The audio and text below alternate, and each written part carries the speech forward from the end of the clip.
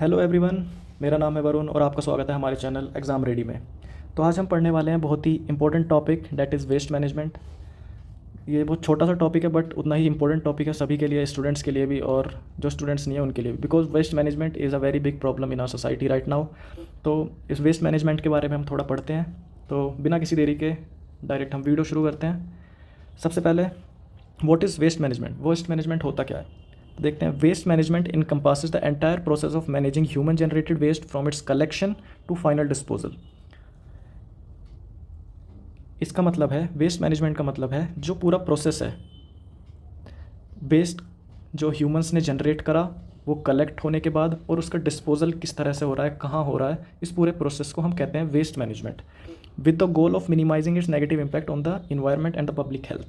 Waste management का goal ये होता है कि जो ह्यूमंस वेस्ट जनरेट कर रहे हैं उसको सेफली डिस्पोज करा जाए, जो जिससे कि वो इन्वायरमेंट को हार्म ना पहुँचाए और ना ही ह्यूमंस को हार्म पहुँचाए। It includes activities like collecting, transporting, treating, recycling और disposing of materials that are no longer useful. जो भी हम डिस्कार्ड, वेस्ट उसे तो कहते हैं जो हम डिस्कार्ड कर देते हैं, जो चीज़ें हमारे काम की नहीं होती, तो उन चीज़ों को ट्रीट करना, दोबारा रीयूज़ करना, रिसाइकिल करना या फिर डिस्पोज करना परमानेंटली, जो चीज़ें हमारे लिए यूज़फुल नहीं रही हैं उसको हम वेस्ट मैनेजमेंट कहते हैं। फिर देखते हैं कि वेस्ट होते कितने टाइप के हैं। मेजरली वेस्ट जो होते हैं दो टाइप के होते हैं, पहला बायोडिग्रेडेबल, नॉन बायोडिग्रेडेबल, आप बचपन से पढ़ते आ रहे हैं। बायोडिग्रेडेबल देखते हैं। बायोडिग्रेडेबल का मतलब क्या होता है? बायोडिग्रेडेबल होता है ऑर्गेनिक वेस्ट, जो भी ऑर्गेनिक मैटर होता है, ऑर्गेनिक मैटर जैसे प्लांट्स से होता है, एनिमल्स से होता है, उसको एनिमल्स के थ्रू जनरेट होता है, उसको हम कहते हैं बायोडिग्रेडेबल या फिर ऑर्गेनिक मैटर। इसकी प्रॉपर्टीज़ देख लेते हैं। बायोडिग्रेडेबल की प्रॉपर्टी क्या होती है? पहला है easily broken down by nature. जो बायोडिग्रेडेबल वेस्ट होता है, जैसे आपने देखा होगा, ये केले का छिलका है। केले के छिलके को अगर आप कहीं भी ज़मीन पर डाल देंगे या कहीं पे भी डाल देंगे तो वो थोड़े दिन में अपने आप गायब हो जाएगा, ब्रोकन डाउन हो जाएगा, पहले सड़ेगा, फिर उसे माइक्रो ऑर्गेनिजम्स खा जाएंगे। तो जो बायोडिग्रेडेबल होता है वेस्ट, वो कम्प्लीटली डिसअपियर हो जाता है, वो कोई भी फर्दर टॉक्सिक चीज़ें क्रिएट नहीं करता, हमारे लिए हार्मफुल नहीं होता। इसके एग्जाम्पल हैं जैसे vegetable peels, fruits and vegetables etcetera. जितना भी ऑर्गेनिक मैटर है सब बायोडिग्रेडेबल की कैटेगरी में आता है और ह्यूमंस के लिए जनरली हार्मफुल नहीं होता है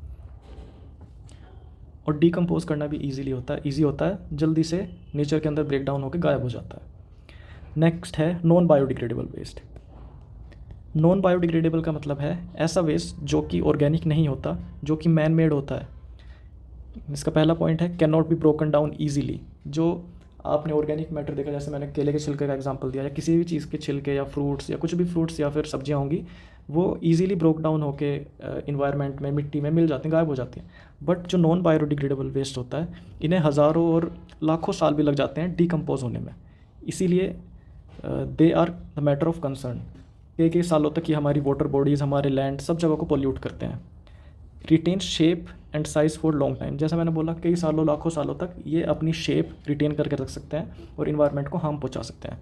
इसका एग्जांपल है मेटल्स, प्लास्टिक, ग्लास एट्सेट्रा। अब देखते हैं हम नेक्स्ट टॉपिक, इफ़ेक्ट्स ऑफ अनडिस्पोज्ड और अनअटेंडेड गार्बेज। जो वेस्ट हमने अच्छे से डिस्पोज नहीं किया, रिसाइकल नहीं किया या अटेंड नहीं किया ठीक से, उसके क्या क्या नेगेटिव इम्पैक्ट्स हो सकते हैं। सबसे पहला, आपने भी अपने शहर में देखा होगा, जहाँ पे भी वेस्ट इकट्ठा हो जाता है वहाँ से एक गंदी स्मेल आती है, फॉल स्मेल। तो फॉल स्मेल ये एक तो एयर पोल्यूशन क्रिएट करती है, लोगों के लिए इनकन्वीनियंस क्रिएट करती है। जो लोग वहाँ से गुजर रहे हैं उस वेस्ट के आसपास से, वो अनकंफर्टेबल फील करते हैं। सबसे पहला तो ये हो गया फॉल स्मेल। सेकंड हो गया अट्रैक्ट फ्लाइज।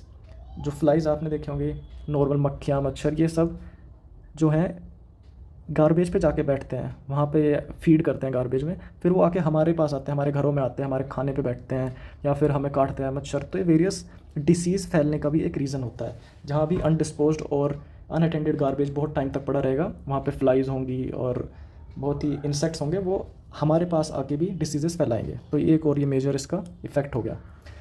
क्लॉग ड्रेन्स, आपने देखा होगा, बारिश के टाइम पे आपके लोकेलिटी में पानी भर जाता होगा, जगह जगह की वीडियोस आती हैं, दिल्ली की आपने वीडियोस देखी होंगी, कैसे कैसे पूरी पूरी बस तक डूब जाती है। तो ड्रेन्स ये क्लॉग हो जाते हैं। ये ड्रेन्स क्यों क्लॉग होते हैं? क्योंकि ये जो नॉन बायोडिग्रेडेबल वेस्ट होता है, ये नॉन बायोडिग्रेडेबल या बायोडिग्रेडेबल भी, जब इसको अनअटेंडेड या अनडिस्पोज एक जगह पड़ा रहेगा, नालों में पड़ा रहेगा, तो नाले, जो नाले होते हैं वो ब्लॉक हो जाते हैं। उस ब्लॉकेज की वजह से पानी आगे नहीं जा पाता, इसलिए आपको वो देखने को मिलता है बारिश के मौसम में कि इतना इतना पानी भर जाता है। ये हो गया ड्रेन्स को क्लॉग करते हैं। नेक्स्ट पॉइंट है पोल्यूट वाटर बॉडीज़। जो वाटर बॉडीज़ हमारी रिवर्स होती हैं, ओशंस होते हैं, इनको ये जाके पोल्यूट करते हैं। जैसे आपने ये डायग्राम में देखिए, आपको ये दृश्य आपको कहीं भी देखने को मिल जाएगा। आप अपने कहीं भी किसी नियर बाय पॉन्ड में चले जाइए, पॉन्ड के पास चले जाइए, वहाँ देखिए, वहाँ भी आपको 100% ऐसा कूड़ा देखने को मिलेगा। किसी भी मेजर रिवर के पास चले जाइए, उसके घाट पे, उसके बैंक्स पे आपको ये कूड़ा मिल जाएगा देखने के लिए। ऐसे ही ये रिवर्स अल्टीमेटली जाती समुद्र में, ऐसे ये समुद्र भी पोल्यूट हो रहा है इन चीज़ों से। ठीक है, तो हमें हमेशा जो वेस्ट को माइंडफुली डिस्पोज करना चाहिए। गवर्नमेंट को भी और सोसाइटी को भी इन चीज़ों का ध्यान रखना चाहिए कि हम अपनी वाटर बॉडीज़ को पोल्यूट ना करें। फिर ये लास्ट टॉपिक आता है अपना waste management and segregation. Waste को मैनेज कैसे किया जाए, ये आपने सुना होगा हमेशा से, रिड्यूस, रीयूज़, रिसाइकल। रिड्यूस का मतलब क्या होता है कि हम अपना कंजम्पशन, अननेसेसरी कंजम्पशन जो है कम करें। अननेसेसरी कुछ भी चीज़ें, प्लास्टिक की चीज़ें, इलेक्ट्रॉनिक चीज़ें, कुछ भी अननेसेसरी जिसकी हमें ज़रूरत नहीं है, उसे या तो ऐड देख के या किसी से प्रभावित होकर उसको ना खरीदें, रिड्यूस करें, उसका यूज़ कम करें। दूसरा होता है रीयूज़। कोई भी पुरानी प्लास्टिक की चीज़ें हैं, कुछ भी है, उसको हमें किसी और काम के लिए रीयूज़ करना चाहिए, जिससे कि इन्वायरमेंट पे लोड कम पड़े। हम कुछ भी चीज़, हमारा यूज़ खत्म हो गया, जैसे वाटर बोतल हो गया, प्लास्टिक का कोई बड़ा बॉक्स हो गया, हमने जिस चीज़ के लिया उसके लिए हमारा यूज़ खत्म हो गया तो हमने वो फेंक दिया। बल्कि हमें ऐसा नहीं करना चाहिए। अगर कोई प्लास्टिक की बोतल है बड़ी या फिर बड़ा बॉक्स है, हम उसको as a flowering pot use कर सकते हैं। आर्ट एंड क्राफ्ट के लिए बच्चे यूज़ कर सकते हैं। किसी ना किसी तरह से उसको हमें रीयूज़ करना चाहिए। फिर आता है रिसाइकल। रिसाइकल का मतलब है, रिसाइकलिंग प्लांट्स होते हैं, जैसे आपके इलेक्ट्रॉनिक्स होते हैं, इलेक्ट्रॉनिक आइटम्स हो गए और प्लास्टिक आइटम्स हो गए। उनमें बहुत सारी चीज़ें ऐसी होती हैं जो रिसाइकल की जा सकती हैं, उनको दोबारा से नया जैसा बनाया जा सकता है और यूज़ किया जा सकता है। तो हमेशा हमें इनको अलग सेग्रीगेट करना चाहिए। ई वेस्ट, जैसे नीचे आपको दिखाया, वेट वेस्ट, ये तो कम्प्लीटली डिस्पोजेबल है, ये नेचर में जाकर गायब हो जाएगा। तो वेट वेस्ट के लिए अलग हमारा डस्टबिन होना चाहिए, ड्राई वेस्ट के लिए अलग होना चाहिए, सैनिटरी वेस्ट के लिए अलग होना चाहिए। क्योंकि सैनिटरी वेस्ट भी जो होता है ये वाटर को पोल्यूट करता है और डिसीज़ेस फैलने के चांस सैनिटरी वेस्ट से बहुत ज़्यादा होते हैं। फिर ई वेस्ट हो गया, जो मैं आपको बताया, इलेक्ट्रॉनिक आइटम्स भी अलग से रिसाइकल होने चाहिए। बट हमारे यहाँ होता क्या है, सिर्फ एक डस्टबिन होता है, उसी के अंदर सब लोग अपना कूड़ा भर देते हैं, कोई सेग्रीगेशन नहीं है वेस्ट का, और एक जगह सब कुछ चला जाता है। इसलिए उसको फिर सेग्रीगेट करना भी मुश्किल होता है, डिस्पोज करना भी मुश्किल होता है।